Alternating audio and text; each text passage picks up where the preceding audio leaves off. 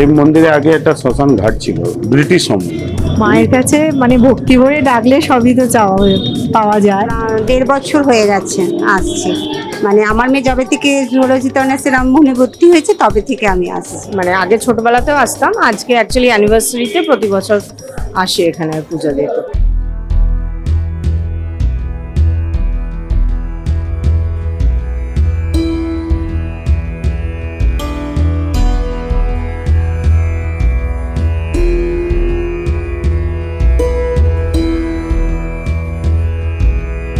শহর কলকাতার আনাচে কানাচে ছড়িয়ে রয়েছে বহু ঐতিহ্যবাহী কালী মন্দির। তেমনই একটি কালী মন্দির ঠনঠনিয়া কালী মন্দির। জমাবার পক্ষ থেকে আমি বৈশালী আজকে চলে এসেছি ঠনঠনিয়া কালী মন্দিরে। শোনা যায় এই কালী মন্দির প্রতিষ্ঠার আগে এই জায়গাটা পুরোটা জঙ্গল ছিল এবং সেই জঙ্গলের মধ্যে থেকে ঠন ঠন করে ঘন্টার আওয়াজ শোনা যেত। সেই থেকেই এই কালী মন্দিরের নাম হয় ঠনঠনিয়া কালী মন্দির। শ্রী রামকৃষ্ণ থেকে রামপ্রসাদ সকলেরই স্মৃতি জড়িয়ে আছে এই কালী মন্দিরের সাথে। আপনাদের শোনাবো এই কালী মন্দিরের অনেক অজানা ইতিহাস এবং ঘুরে দেখাবো মন্দির। আসুন দেখি।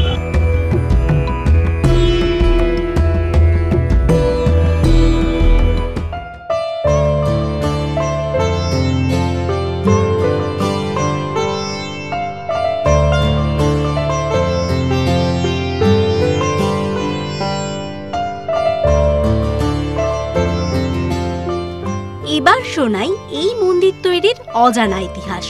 সেই সময় এই অঞ্চল ছিল জঙ্গলে ঘেরা, পাশ দিয়ে বয়ে গেছে ভাগীরথী নদীর পাশে ছিল জঙ্গলে ঘেরা একটি শ্মশান। আনুমানিক 1703 সালে সেই শ্মশানের তান্ত্রিক উদয় নারায়ণ ব্রহ্মচারী তৈরি করেন মাটির সিদ্ধেশ্বরী কালীর মূর্তি। পরবর্তীকালে 1803 সালে শঙ্কর ঘোষ নামে এক ব্যবসায়ী মায়ের জন্য মন্দির তৈরি করেন এবং অধিষ্ঠাতা ভৈরব পুষ্পেশ্বর আটচালা গড়ে দেন। শঙ্কর ঘোষ এই পুজোর দায়িত্ব নেন এবং বর্তমানে শঙ্কর ঘোষের বংশধররাই এই মন্দিরে দেখাশোনা করেন। এই মন্দিরে 2টি গর্ভগৃহ রয়েছে, একটিতে সিদ্ধেশ্বরী কালী এবং অপরটিতে মহাদেব রয়েছেন। মন্দিরের সামনে বলিদানের জন্য হাড়ি কাঠ রয়েছে। এখনো এখানে পশু বলি হয়।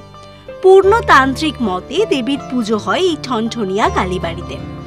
কালী পুজো ছাড়াও ফলহারিণী অমাবস্যা, রটন্তী চতুর্দশী প্রভৃতি বিশেষ পুজো এবং অমাবস্যায় দেবীর পুজো হয়ে থাকে। এই মন্দির নিয়ে রাধারমণ মিত্র লিখেছিলেন, ঠনঠনিয়ার সাবেক কালী মন্দির 1803 সালে তৈরি হয়, কিন্তু বর্তমান মন্দিরের গায়ে এক পাথরে বাংলায় 1110 সাল লেখা রয়েছে। তার থেকেই বোঝা যায় এই পাথরের প্রমাণে কালী মন্দির তৈরি হয়েছিল 1703 খ্রিস্টাব্দে, 1803 খ্রিস্টাব্দে নয়।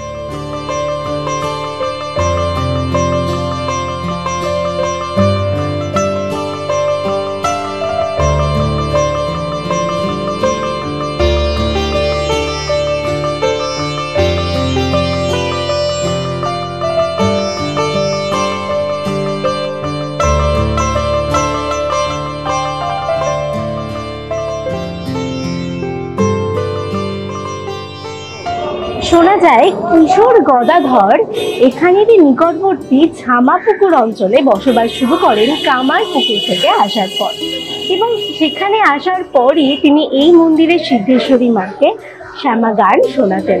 তাই সিদ্ধেশ্বরী মা গদাধরের কণ্ঠে শ্যামা গান শুনেছেন। এরপর গদাধর থেকে শ্রী রামকৃষ্ণ হওয়ার পরও তিনি বারবার এই মন্দিরে আসতেন এবং মাকে তার গান শোনাতেন। তিনি তার ভক্তদেরও বলতেন এই মন্দিরের মা অত্যন্ত জাগ্রত, তাই এই মন্দিরে আসার জন্য। রামপ্রসাদও এই মন্দিরে এসেছেন এবং তার কণ্ঠে গান সিদ্ধেশ্বরী মা শুনেছেন।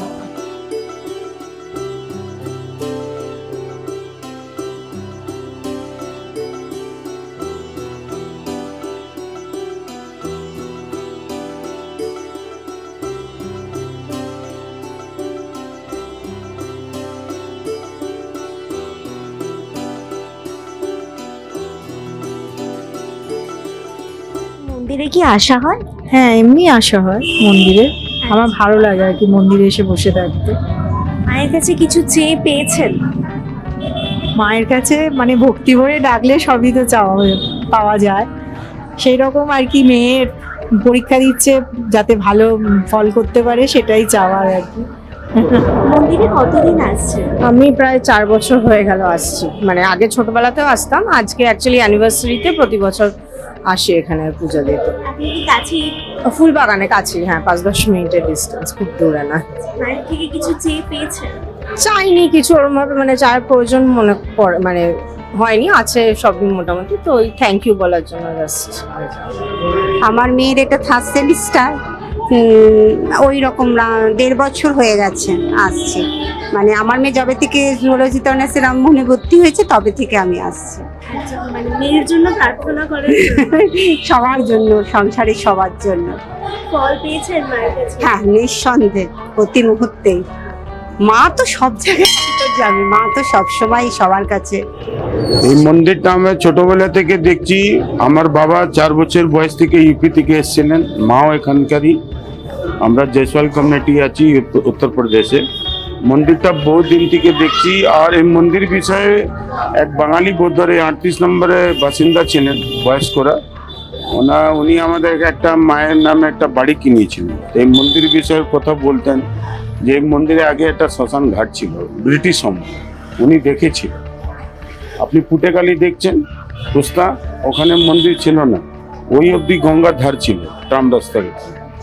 এই মন্দিরটা উত্তর কলকাতার যত মারবাড়িরা আছেন, ইয়া জয়সওয়াল যত বাঙালি হোক আর বাঙালি হোক, যারা এখন দূর দূর চলে গেছে, তারাও কিন্তু এই মন্দিরে প্রণামি করেই কোথাও বেড়ায়। ইয়া ওনার বাড়ি অনুষ্ঠান হলো, ছেলেদের কোনো কিছু কাজ হলে এই মন্দিরকে বহুত পরিস্থিতি দেয়। আর এই মন্দিরটা খুব জাগৃত আছে, লোক মানে মানসিকও করে ও পূরণ।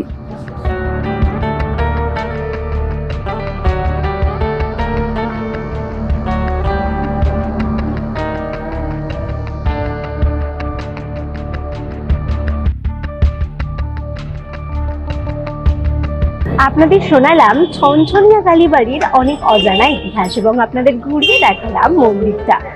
ভাবছেন তো কিভাবে আসবেন এই মন্দিরে? এমজি রোড মেট্রো স্টেশনের নেমে হাঁটা দূরত্বে অবস্থিত এই মন্দির। কেমন লাগলো আমাদের এই মন্দিরের এপিসোডটা আমাদের কমেন্ট করে জানাতে একদম ভুলবেন না। ক্যামেরায় সৌভিকের সাথে আমি বৈশালী।